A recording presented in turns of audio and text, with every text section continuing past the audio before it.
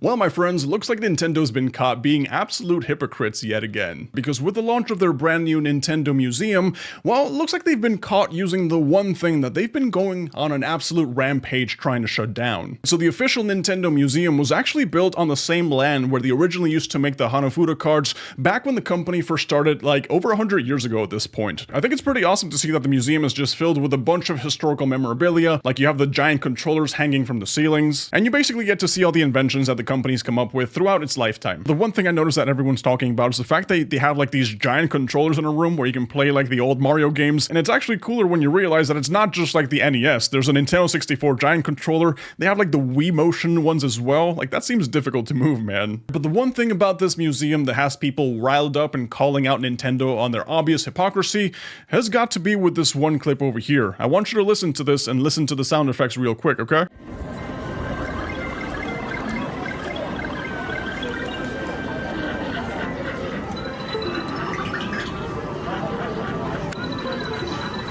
Did you hear that? It sounds like someone disconnected and reconnected a USB device on a Windows computer. But wait, you know, this is the Nintendo Museum. We're celebrating the classics, we're remembering the Nintendo consoles from the past and the hardware. Why does it sound like they got a PC emulator running in the background? You know, the same kind of emulators that they're sending cease and desist letters to, the ones that they're DMCA striking on Steam so no one's able to play them on the Steam Deck.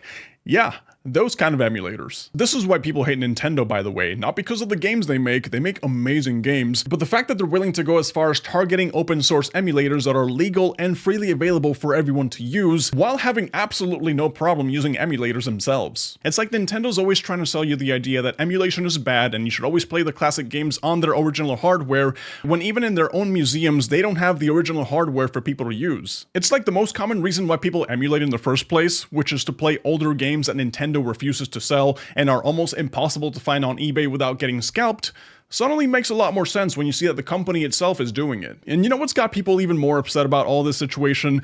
It's the fact that there's an official licensed Nintendo PC emulator out there that nobody has access to. And because I can't imagine that they're using Dolphin emulator on this museum, you know, they gotta be using their own in-house emulators. But Nintendo using emulators themselves really isn't anything new. They've been emulating all the way back since like the Nintendo 64 days with the Japanese version of Animal Crossing, which, you know, fun fact for today, on the Nintendo GameCube, we got Animal Crossing. On the N64, Japan got Dobutsu no Mori. Right, but in the original Animal Crossing, you had these rare NES furnitures that ran fully emulated video games, and there was like over 10 different ones that you can play. You know, you can play the entire game. It says here that there's a total of 19 games. And it really didn't stop there because they also had the Virtual Console on the Wii, which is also an emulator, and you currently have the Nintendo Switch Online, which is, you know, fun fact, also an emulator. So I think it's really important to make this quick little distinction here. Nintendo doesn't hate the fact that emulators exist. Nintendo hates the fact that you have access to emulators that aren't theirs. And even back in the day, on their website, they used to have a post on their legal page that demonized emulators. Like if you click on it right now, like nothing really opens, right? I think they deleted it, but thankfully someone got this little excerpt from there. And it said, how does Nintendo feel about the emergence of video game emulators? The introduction of emulators created to play illegally copied Nintendo software represents the greatest threat to date to the intellectual property rights of video game developers. As is the case with any business or industry, when its products become available for free, the revenue stream supporting that industry is threatened. Such emulators have the potential to significantly damage a worldwide entertainment software industry, which generates over 15 billion annually and tens of thousands of jobs. Okay, so in this first part, I definitely agree. You know, using emulators to run illegally copied Nintendo games, obviously, it's bad for business. It hurts Nintendo, it hurts their IPs, and it makes sense that Nintendo's gonna want to do something about it, especially when you have people leaking Tears of the Kingdom 10 days early and you have millions of people wanting to play it for free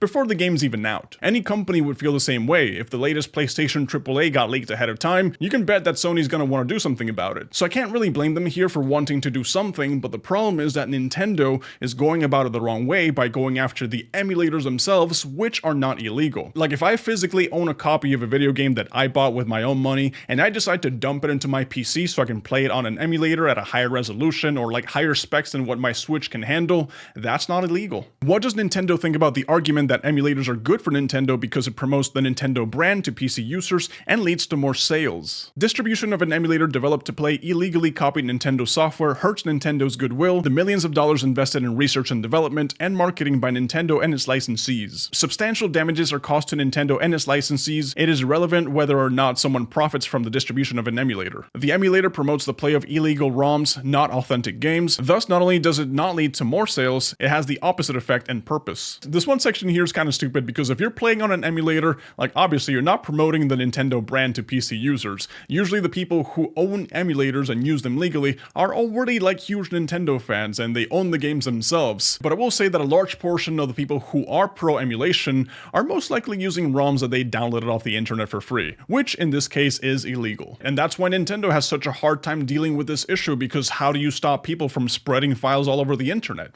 You know, it's almost impossible. That's why they go the easy route, which is also the wrong route, and they decide to target the emulators. And unfortunately, this is a problem that Nintendo really brought on themselves, because by taking away access to older games that are harder to find and not selling them on your own platforms, using your own in-house emulators like the Nintendo Switch Online, you're just feeding into the problem by creating in the first place. Like, I'm sure people would love to throw money in your direction if they were able to play the old games on their Nintendo consoles, but they're forced to pirate them, or at least they're feeling like they're forced to do it because getting the original hardware just isn't an option anymore. How come Nintendo does not take steps towards legitimizing Nintendo emulators? Emulators developed to play illegally copied Nintendo software promote piracy. That is like asking, why doesn't Nintendo legitimize piracy? It doesn't make any business sense here. It's that simple and is not open for the debate. Honestly, I think this one quote from Gabe Newell, the CEO of Valve, kind of just explains everything perfectly, because it says, the easiest way to stop piracy is not by putting anti-piracy technology to work, it's by giving those people a service that's better than what they're receiving from the pirates. And I think that what people are most upset about Nintendo isn't the fact that they're being protective of their IPs, or they want to stop people from pirating their games, because if I had my own studio and I wanted to sell a game for the people, I would absolutely hate it if people start sharing it online for free. Like, I can understand Nintendo freaking out about people emulating their current generation of games,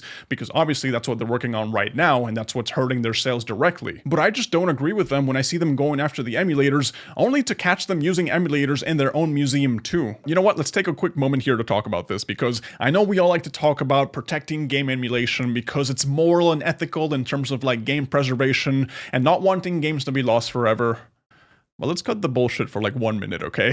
95% of people who use emulators don't even know how to dump their own games to PC. They don't care about game preservation, they don't care about what's moral and ethical, they just want to play free games. You know, let's be real here. And as much as I want to go back and relive the classics from the GameCube era, as much as I want Nintendo to sell me those games so I can play them, I know that at the end of the day, I'm not entitled to have access to them. You know, I don't deserve free GameCube games, I'm pretty sure that's not in the Constitution. And at the end of the day, it's Nintendo's decision to do whatever they want with their IPs, even if that means doing absolutely nothing with those IPs. Just let them rot, you know? But in my opinion, if they want to solve the current problem with emulation and piracy that they have, they just have to sell people their stupid 25-year-old games to make them happy. That's all they gotta do, you know? Make them more accessible so people don't feel like they have to pirate them in order to get access to them. I personally don't think that's happening anytime soon, to be honest, but, you know, until then. Anyways, guys, thank you so much for watching. I really appreciate it, and I'll catch you on the next one.